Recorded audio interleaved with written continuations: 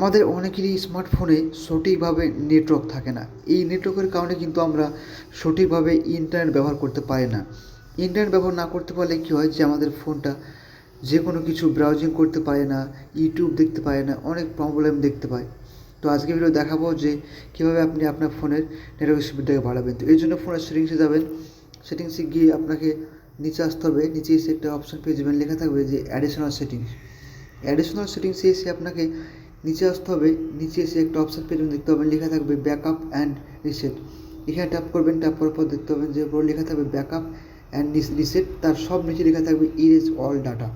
এখানে ট্যাপ করবেন। ট্যাপ করার পর দেখতে পাবেন যে লেখা আছে উপরে reset network settings, wifi and mobile network settings. এখানে ট্যাপ করবেন। ট্যাপ করলে কিন্তু এখানে আপনার ফোনে লক চাইবে।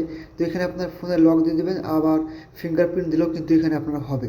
দেখুন আমি এখানে লক দিয়ে দিলাম এবং তারপর উপরে ট্যাপ করব। ট্যাপ করার পর দেখবেন যে নিচে লেখা থাকবে রিসেট নেটওয়ার্ক সেটিংস।